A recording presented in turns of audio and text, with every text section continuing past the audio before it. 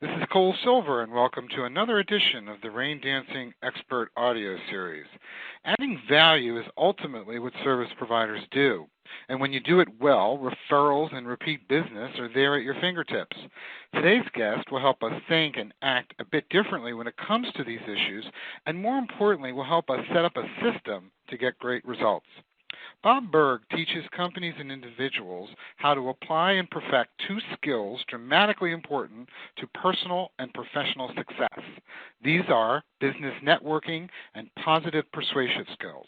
Bob regularly appears on the motivational rally circuit, featuring speaking legends such as Zig Ziglar, Tom Hopkins, Larry King, Coach Lou Holtz, radio legend Paul Harvey, Les Brown, Brian Tracy, former U.S. President Gerald Ford, and many, many others.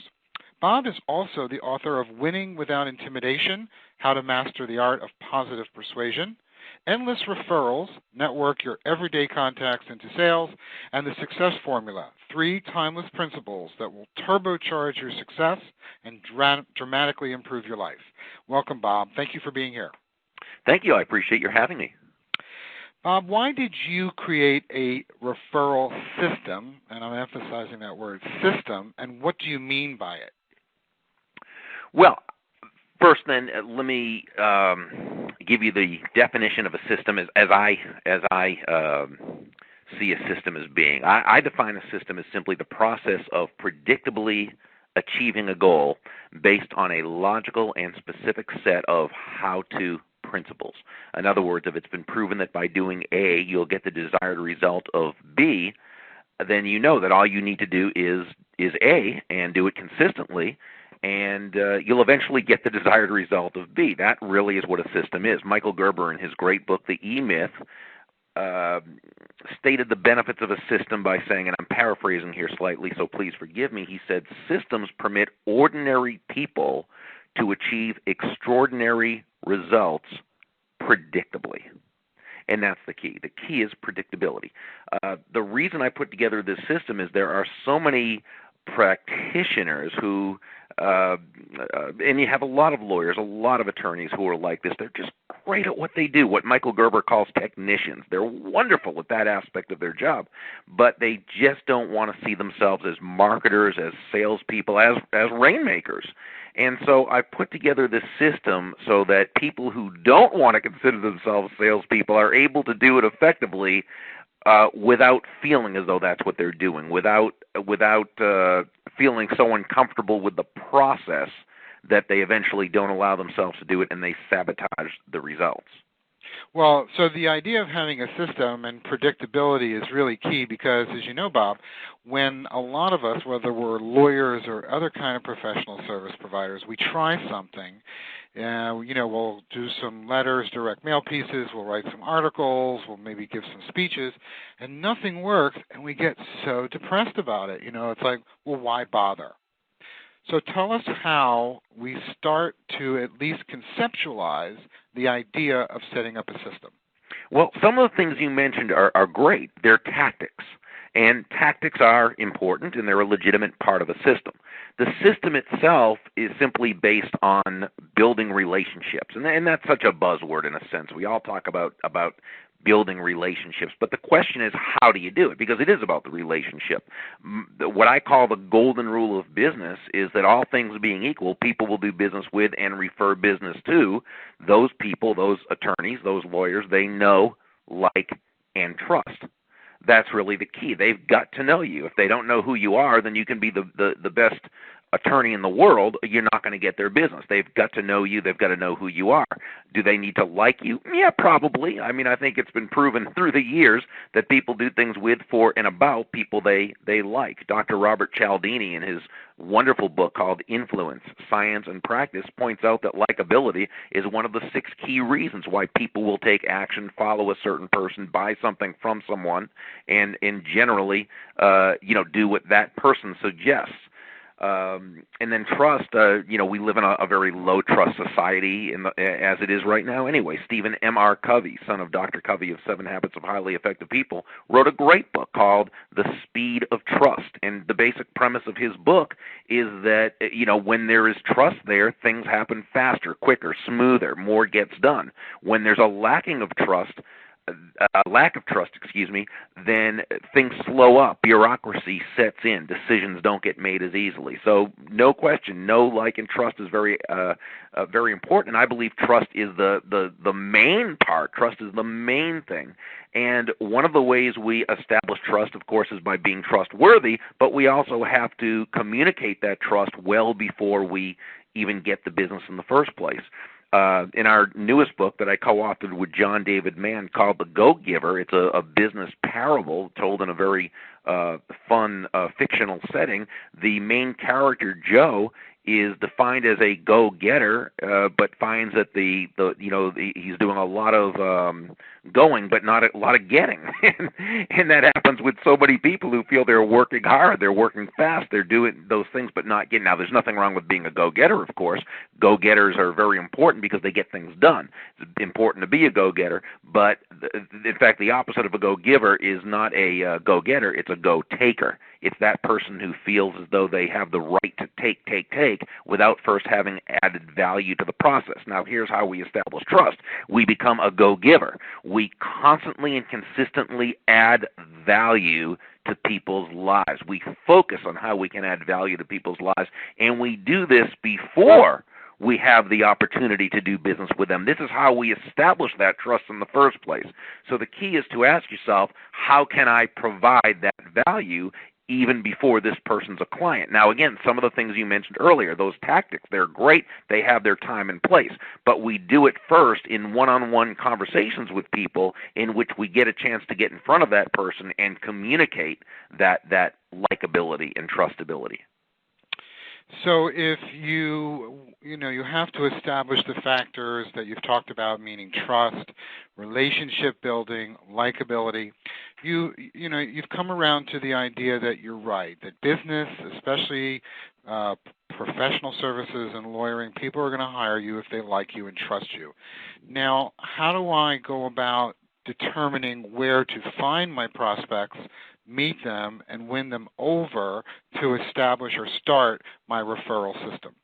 Well, first, I would say that while it's good to go to the places where your potential clients might be, it's also good to go to places where people who know and can refer you to potential clients might be. So there's two different ways, two types of referrals you're going to get. One, well, there's many types, but just right now putting them in two classifications. There's referrals you're going to get from current clients, and there's going to be there's referrals you're going to get from people who are not your clients, but just because you've established the know, like, and trust relationship with them. And let's look at that first.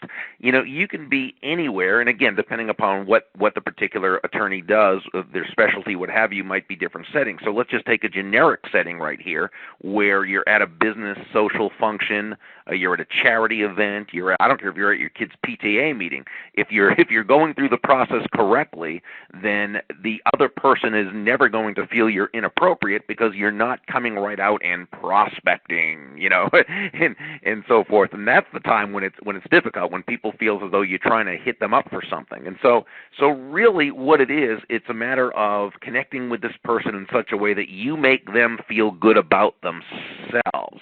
Don't worry so much, which makes them feel good about you, but don't feel as though you need to right away let them know who you are and what you do and why you're an expert. So, for example, you meet a person at I don't care if it's a Chamber of Commerce meeting or just any kind of type of thing, but you immediately want to ask, that person what they do. Let's say his name is Gary and he sells copying machines. He's vice president of sales for Acme Office Products and so forth. They sell high-end copying machines. Now, Gary may or may not ever be a client of yours, but Gary, if he's a center of influence, may know a lot of people who one day might be. And so we look at Gary as a human being worthy of establishing a relationship with, not just as a dollar sign. So you ask Gary what he does. He tells you, he asks you what you do, and I would give a very short, succinct answer. You don't, now is not the time to do what's called an elevator pitch, where you overwhelm this person with what you do, because he's not interested right now. He's interested in himself and his business. So the quickest way to really establish a rapport with this person is to ask what I call feel-good questions. Feel-good questions are simply questions which, by their very nature, make this other person feel good about themselves, good about the conversation, and good about you. They're not infringing upon this person. They're not prospecty in nature. They're simply feel-good. And if you'd like, I'd be glad to share a couple of these with you. Well, you were going to tell me how thin I look, right? Yeah, right. Now, yeah, please share them with us. Well, asking Gary a question such as, how did you get started in the office products business? Or how did you get started selling copying machines? How did you get started in this, saying to, Marie, how did you get started as a surgeon? Or Joe, how did you get started as a marine biologist? Dave, how did you get started in real estate? Whatever it happens to be, you simply ask this person how they got started doing what they do. Now, this is not a clever question. It's simply it's a very mundane question, actually, but it's a very, very big rapport establishing question. I call it the movie of the week question, because most people love to be the focal point of another person's attention. They love to be asked to share their story. And so when you do that, it simply makes this person feel good about themselves and about you, and they'll tell you how they got their start, how they did this and that and went from here to there, and of course you want to actively listen. Now, the next feel-good question simply plays off this, and that is, what do you enjoy most about what you do? Now, it might come across more like, Gary, that's fascinating, or Gary, you must have had some really fascinating experiences over the years. Tell me, what do you enjoy most about what you do? Now, again, nothing clever, nothing unique about this question, but it's a wonderful, by its very nature, it makes this person feel good about themselves. Now, this flies in the face, by the way, of most traditional teaching, where we're taught to immediately try to find this person's pain, try to identify if there's a way the two of you can do business with each other. But this is so counterproductive at this stage of the process, because this person, first of all, doesn't know you well enough to go telling you their pain. Secondly, they don't, the rapport has not been established, and they may never be a direct prospect of yours, but they may know others who are. So when you can make them feel, again, so when you don't find their pain, you find their joy. What do you enjoy most about what you do? Which is so much better than asking a feel-bad question such as, what do you hate most about what you do? And while we're at it, how about this wretched excuse for a life you live? So that's going to have the opposite effect. So no, you want to go with the feel-good questions and just make that person feel great about themselves and great about you. Would it be inappropriate, Bob, to say something like, what are you finding are your biggest challenges? That's a great question, but again, you have to ask the question. You have to ask not only why are you asking the question, but why are they going to think you're asking the question. If they interpret that as though you're looking for an angle to sell them, then no, it's not appropriate. But if this person does something in which that's not an issue, then that's fine. So again, it all comes down to why you're asking the question and why that person perceives. But right now, if you're looking to find an in as to serving that person as a client, then yes, it's probably inappropriate. Right now, you're just setting the you're just setting the stage, developing rapport with that person. Okay, so you've met the person at the Chamber of Commerce meeting. You haven't said anything negative. You've made them feel good. You have their business card. Now, what's next when you go back to your office? Well, I'm going to suggest there's something even before that, if I may. Sure. And that is, while you're in the conversation with this person and you've asked a couple of those initial feel-good questions, after the rapport is about to be has just been established, there's one more question to ask. This is not a feel-good question. This is its own separate question. It's what I call the one key question that will set you apart from practically anyone else this person's ever met. And that question would be, Gary, how can I know if somebody I'm talking to would be a good prospect for you? So you're trying to find them business. Exactly. Not only are you trying to find them business, you're communicating to this person the fact that you're going to try to find them business. You're communicating to this person that your goal, your desire is to add value to their lives. In other words, you're a go-giver. You are looking to add value to their life. And the key, though, is that they understand that. And you don't do it by telling the person that. You do that by asking a question such as that. Now, again, if this person's not in sales, you can still ask, how can I know if someone I'm talking to is someone you'd like to meet? Or how can I know if somebody I'm speaking with it would be a good connection for you? So it's following the principle and then communicating it that way. So I mean, so many people talk about that word, adding value, but you've actually put a box around it, and that is to show the other person that you're interested in getting them business, getting them clients, which is making them money. Right, and there's many ways to add value to a person's life. Of course, once you do business with that person, well, you're going to add a ton of value to that person's life, and you're going to add more in value than what you take in payment, which is the key. And that's the actual law number one of the go-giver, which is to add more in value than you take in payment. And of course, while you make a profit.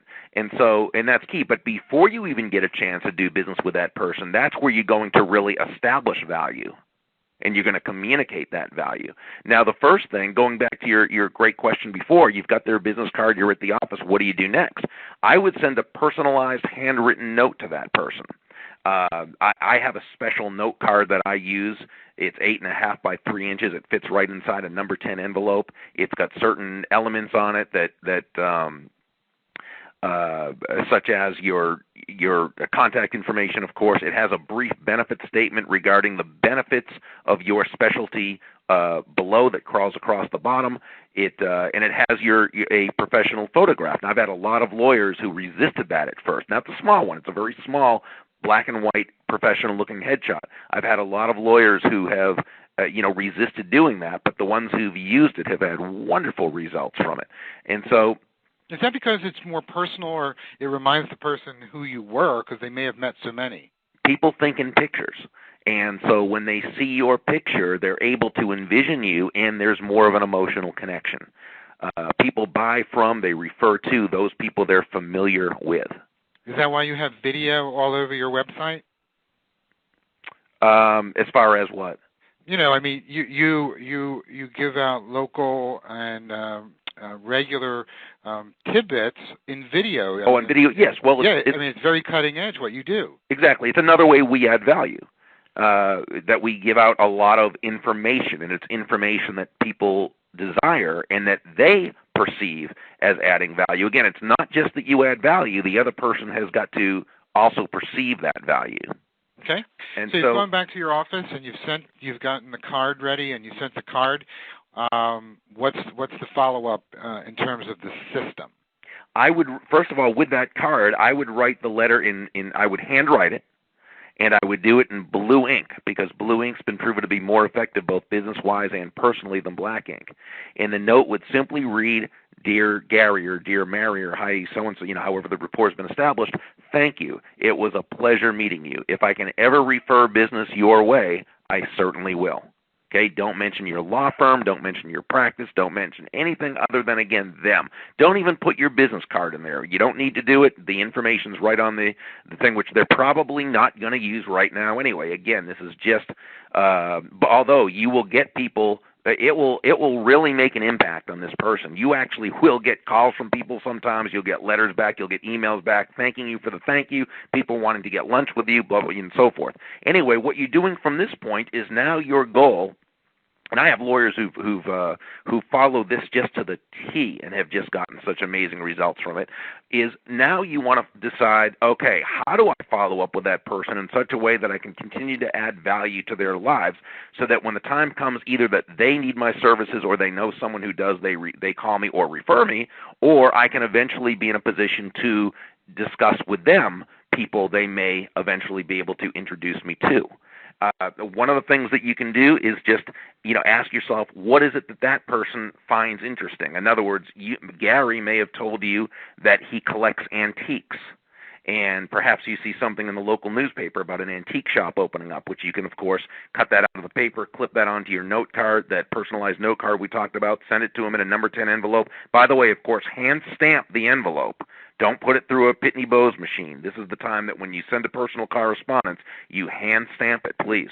Also, hand write in blue ink the person's name and address on the envelope, which you have, of course, because you have their business card. It always needs to come across personal. Now, you might say, well, gosh, but what if there isn't an article in the paper, about an antique shop? That's fine. If you know this person loves antiques, go on the internet, do a Google search on antiques, how to buy and sell, and there'll be reams of special reports that you're invited to download. And do that, print one out, and then attach it to that note card and write in blue ink, "Hi, Gary, I remember you telling me you love antiques, found this on the internet for you, thought you might find it valuable." Boom, send it out to them. If Anne, who you met, and you know that she sells telephone equipment to small businesses, and you hear something through the grapevine that a new office building is going up on Highway 3, do some reconnaissance work. Find out who owns the building, the contact information. Then send a handwritten note on that note card that I discussed. Send that to Anne. It says, "Hi, Anne. Heard a rumor that a new building's going up on Highway 3. Perfect prospects for you as you described it to me. Did some reconnaissance work. Found the landlady's name is Ms. Garrett. Her number's 555-1212. Best of success," and then sign your name. Boom. I mean, these are all things that add value to this person's life. Of course, whenever you can refer people to people, that's always a great way. And it doesn't always have to be a referral for business. It could be a referral for information. It could be a referral for, and so there's all sorts of ways you can add value to people's business and keep you on their mind. But there's also the point where, when it's appropriate, you can contact that person who now knows you, likes you, and trusts you to discuss the referral aspect of your business. Before we get into the asking part, what I think I'm gleaning from you is that the whole system is built around this personal connection, and that if you give, meaning give a referral or look to provide value before you're hired, there is sort of a natural law of reciprocity that this is going to come back to you. Well, there is, and Dr. Cialdini, again, in his book Influence, Science and Practice, talks about the law of reciprocity as being one of those 6 laws. The key, though, and this is so very important, the key is that when you give, you cannot give with the emotional attachment to having to get back, either from that person. You give because it makes you feel good. Or you give because it makes you feel good, because it is who you are, and so it's what you do. That's where in the Go-Giver we talk about the law of authenticity, and so the true Go-Givers, the successful givers, understand that just by the nature of their being a giver, a constant provider of value, they will get back. They'll get back much more than they ever give, but you can't do it for that reason. If you do, it's going to come across that way. You can't fake that. And even if you can, you can't fake it for long. So no, you give because you truly enjoy adding value to people's lives. So let's say you followed Bob's system. You have set up these procedural steps that you've described. You've given a prospect business referrals, articles. You provided the value that you speak about. Now, how do you ask for a referral or some business without it appear to be being desperate or begging or calling in, a favor? Sure, and those are some of the fears of people asking for referrals. And so let's show how to get past them. And again, we know it's not appropriate with every attorney, depending upon what they do, but we're going to say in this case it is. And so let's say that Gary is going to be the person that you call. Now, Gary's not a client. Gary is although you can do this easily with a client, and so we'll go through that next. But Gary's not a client, but Gary is definitely a center of influence. Gary knows a lot of people, and you know that Gary knows you, likes you, and trusts you. You've certainly, the relationship has developed, and that's great. You know that you can talk with Gary about referrals, but what I want to do is first talk about how to bridge into doing this, because I want to help I want to help the person who maybe is uptight about it a little bit to be able to do this in a way that's very comfortable for him and for Gary. So I use what I call the referral bridge statement. And a bridge, just like in the real world, a bridge is simply a structure that helps transport you from one safe piece of land to another.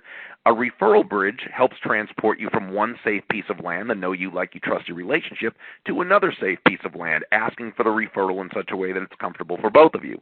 So the phrase I would use would sound something like, Gary, I'm in the process of expanding my referral business, and I find it's helpful to partner with my friends such as you. Can we take a few quick minutes and run past the names of some people I might be able to help? Let's go through that one more time and then talk about why that's so effective. Gary, I'm in the process of expanding my referral business, and I find it's helpful to partner with my friends such as you. Can we take a few quick minutes and run past the names of some people I might be able to help? And, of course, you won't say it exactly like that. You'll say it according to your style. But basically it's like this. Gary, I'm in the process of expanding my referral business. You're letting him know with posture, okay? In other words, without that fear that you were talking about, of sounding desperate. You're letting him know with posture that this is what you're doing. This is what you're asking. I'm in the process of expanding my referral business, and I find it's helpful to partner. Now, partner is a very strong word because someone who knows you, likes you, and trusts you, who wants to see you succeed, they would like to feel a part of your success. So you want to give them some buy-in. You want to give them some ownership in your success. I find it's helpful to partner with my friends such as you. Now, this phrase is key. Can we take a few quick minutes to run past the names? This is what I call fast language, Cole. This is what I call fast language, because not that you're saying it fast, but because you're implying with your words that you're not going to take up a lot of their busy time. Can we take a few quick minutes to run past? And then you finish by saying the names of some people I might be able to help. Why do you say might? Well, because you're letting him know, you're implying that you're never going to handle yourself inappropriately by putting undue pressure on someone. That, in other words, that if he refers you to people, you might talk with them eventually, but there's no pressure on them to do business with you. So again, the phrase is, Gary, I'm in the process of expanding my referral business. I find it's helpful to partner with my friends such as you. Can we take a few quick minutes and run past the names of some people I might be able to help? Of course, if Gary was already a client, you'd say basically the same thing, but you'd say partner with my clients such as you. Can we take a few quick minutes to run past the names of some other people I might also be able to help? Bob, can you do that in writing, or must you do that over the phone or in person? You can do it any way you want. It's certainly much more effective to do it in person, and then it's also effective to do it over the phone. Remember, when you do it in writing, you're now depending on this person taking action.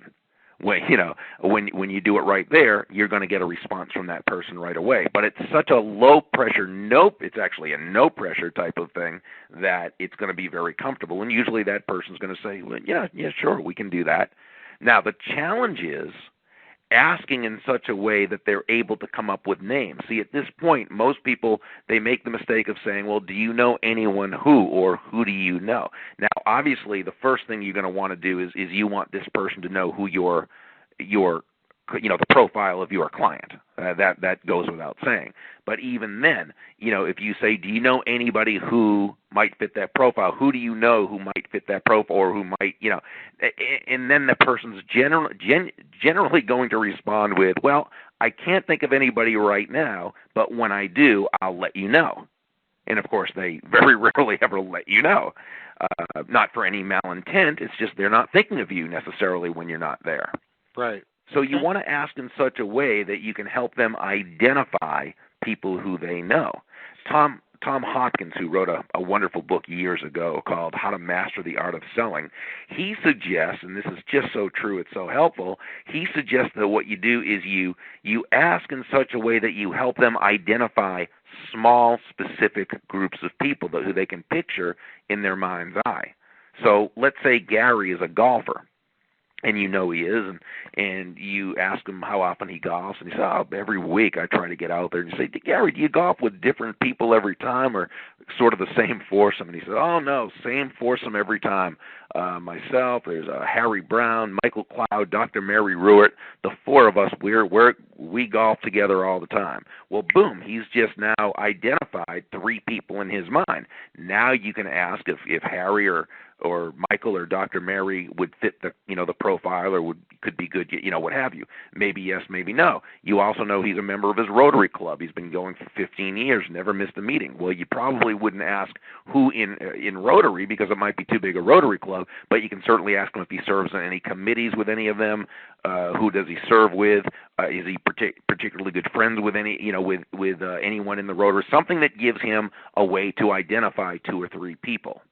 Now, real quick, Bob, once they've identified someone who is, a potential match with you, do you then ask them to make a call on your behalf, or do you just say, "Do you mind if I call them and use your name"? Well, that's always my preference, because the latter. The latter, Okay. because you want to be the one. See, they know you enough to understand why you're a good person, trustworthy person, someone who they would refer. But certainly, if they make a call to that other person, and this person asks a question or has an objection, they don't know how to answer effectively. So that's why you always want to be in control. Not always. Again, there's some people who are just such incredible centers of influence that it is best when they say. But usually it's best when you make the call. Okay. And again, depending upon your area, especially your area of practice, it may not be to do business with that person right away. It might be just you're calling to establish a relationship with that person. It just depends on the situation. Great ideas. Now, you go around the country and speak with, some of the biggest motivational speakers in the world, and you have identified what you call a success formula, which are timeless principles of success. What are they, and how can lawyers effectively implement them? Well, the success formula itself simply there are three basic laws that are surrounded by two important concepts. The first concept you need to start with is desire. What is it that you really desire? Because without that, nothing else really matters. You've got to have that burning desire. Now, law number one is simply seek out and find the information, or follow the system. In other words, if you want to be a successful lawyer in a particular practice, a particular discipline, find out who's already done it and study them. Okay, the system's already there. It's like using the endless referral system if you want to get great at referrals, or another system, and so forth. So the first is seek out the information in the first place. Don't try and reinvent the wheel if it's already been invented. Second is take action now. Apply the information immediately. Knowledge without action is the same as not having that knowledge. Law number three is be persistent. Outlast the no's. Understand that regardless of what we're doing, we're going to get a lot more no's than yes, especially at first, and that's okay. That's a part of the process. And then the final concept that brings it all together is belief. And that's a belief in several things. It's a belief in yourself, that you're worthy of the type of success that you should have. There's the belief in either your firm or your practice, what you do. And then there's one more belief that I believe is just as important, and I learned this from listening to Zig Ziglar, and that is that you have such a strong belief in what you do, in the value you provide to your clients, that you believe that when someone does business with you, that they are getting the better of the deal. That while you're getting your fee, they're getting so much value from you that they are getting the better of the deal. And when you've got that kind of belief, there's really nothing that can stop you, because everything else will play off of that. And that sort of leads into your new book, The Go-Giver, doesn't it? It really does, because that's really what it's based on. There's 5 laws. The first is the law of value, which says your true worth is determined by how much more you give in value than you take in payment. And to the degree that you give so much value while making a profit, of course, but because remember, value and price are two different things. Price is a dollar cost, or is a dollar amount. Value is the relative worth or desirability to the end user.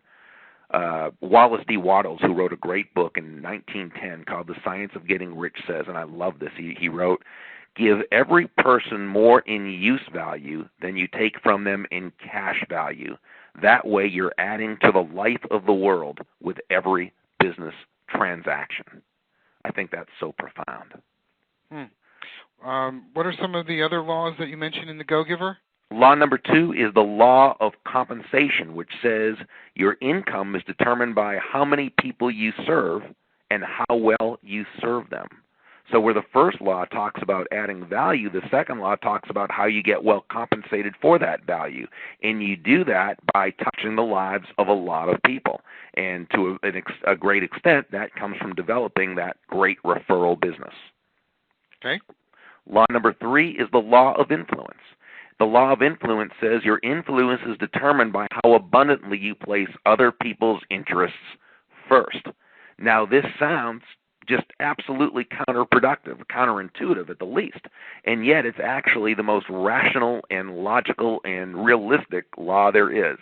Because, as we know, again, as we talked about earlier, all things being equal, people will do business with and refer business to those lawyers they know, like, and trust. Well, there's no faster, there's no more powerful, there's no more effective way to elicit those feelings toward you and others than by putting their interests first, by constantly asking how you can do for them and add value to their lives.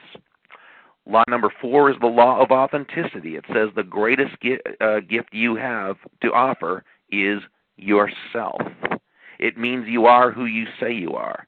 It means there's integrity. It's when what you say and what you feel and what you think and what you do are in perfect alignment, and people can sense that. And then law number 5 is the law of receptivity, which says the key to effective giving is to stay open to receiving. In the final chapter, the mentor Pindar says to Joe, I want you to just breathe out without breathing in. Just continue to breathe out. Well, Joe tries and loses his breath completely in about 10 seconds. He says, well, that's impossible. You can't just breathe out. You've got to breathe in. Pindar says, well, Joe, what if I told you it's scientifically proven that it's healthier to breathe out than it is to breathe in? Joe says, well, that's crazy. You've got to do both. You've got to breathe out and breathe in. And Pindar says, of course, you've got to do both. They're two sides of the same coin. You breathe out, you breathe in. You breathe out, which is giving. You breathe in, which is receiving. One without the other doesn't work, and it stops the flow. And, of course, the way you can feel great about receiving is tied back into law number 1, and that means continue to add value to the lives of others. To the degree you do that, you've earned the right to receive the abundance that you deserve. This is great stuff. I have to ask you one more question because I'm really curious. You've read a lot of books. You've quoted a lot of great authors today. What is the one book that influenced you the most? Wow, what a great question, because it goes back and includes the classics such as, Think and Grow Rich by Napoleon Hill and The Magic of Thinking Big by Dr. David Schwartz, certainly Carnegie's How to Win Friends and Influence People. A big influence for me in learning about the blessings of the free enterprise system was Atlas Shrugged by Ayn Rand. There's books currently such as Stephen Covey's The Speed of Trust, and one that I just read by Dr. Marshall Goldsmith called What Got You Here Won't Get You There. There's so many books. I don't know if I can look at just one as being the book, but there's certain ones, probably about 12, 13, 14, 15 of them, that together have just made such a huge, huge difference in my life that I can't picture not knowing that information because it's been so helpful to me. Well, you've been very helpful to us. Bob, how can people get a hold of you and get a copy of your new book? They can go to www.thegogiver.com, and they can actually download Chapter 1 for free. And they can see if they like the book first, and then from there they can either order it online or they can get it at their local bookseller. If they want to contact me personally, my email address is bob@burg.com, bob@burg.com. Bob, thank you so much for being here today. Oh, my absolute pleasure. Thank you for having me. This has been another edition of the Rain Dancing Expert audio series brought to you by Cole Silver. Until next time.